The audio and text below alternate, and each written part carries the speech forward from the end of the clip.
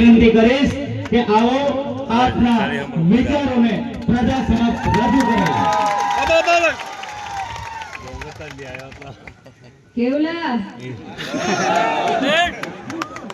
જોહાર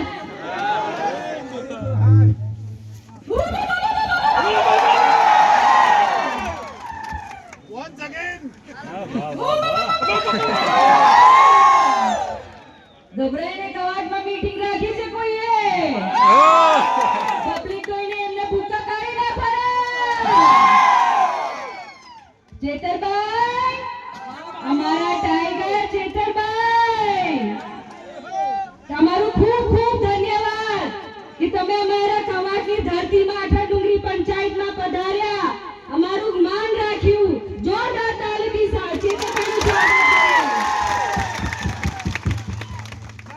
હવે ખબર પડશે મેદાનમાં આવો, હવે આપણી લડત ચાલુ થશે। એમની સંખ્યા જોઈશું આપણે કેટલી થાય છે। એ લોકો ફરે છે ગામ ગામમાં, ઘર ઘરમાં કે ના મીટિંગમાં ના જતા। સવારથી મને એવા કાર્યકર્તાઓના ફોન આવતા હતા કે અમને ધમકાવે છે કે આમ આદમી પાર્ટીની મીટિંગમાં ના જાઓ, પણ જોઈ લો ખાવાનું બગડશે એમનું આજે। સાચી વાત? આપણે ખાવા પીવા માટે લાલચુ નથી, આપણે આદિવાસી સમાજના નેતા જેતરભાઈને ટેકો આપવા આવ્યા છે અને આ અમારી તાકાત છે। જોઈ લો બધા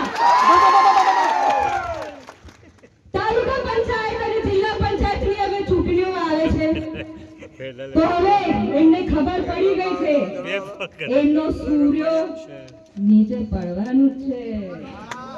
એ લોકો હવે તાલુકામાં ફેંકાઈ જવાના છે, જિલ્લામાં ફેંકાઈ જવાના છે કે ઘણા કાવતરું એ લોકો કરવાના છે, પણ અમે ડરવાના નથી મારી બહેનો। તમારી સંખ્યા આજે ખૂબ સરસ છે, તમે પણ એમને ઘરમાંથી બગાડજો। પૂછજો અમારા ગેસ સિલિન્ડરના ભાવ ક્યાં છે? તમને મફતમાં ગેસ આપવાનું કીધું તું, કઈ છે ગેસ? ઘરમાં ઝઘડા થતા છે હા કે નહીં?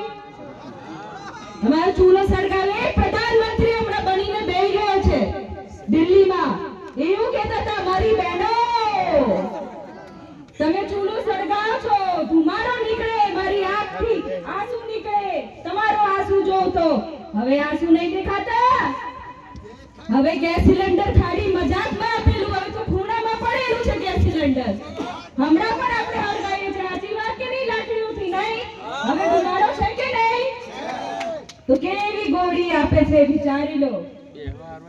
કવાટના કેટલા પ્રશ્નો છે, નર્મદાના પ્રશ્નો છે, ખંડીબારી ડેમના પ્રશ્નો છે, પાણી નથી આવતું, કરોડોની ગ્રાન્ટ ફાળવી દેવામાં આવી છે, ખબર ને તમને? કેટલા લોકો વિસ્થાપિત થઈ ગયા છે, અમારા 28 ગામને વિસ્થાપિત કરવાના છે। 28 ગામ ડુંગર આવેલા, તમારા ઘરને હવે તમને બચાવવાનું છે।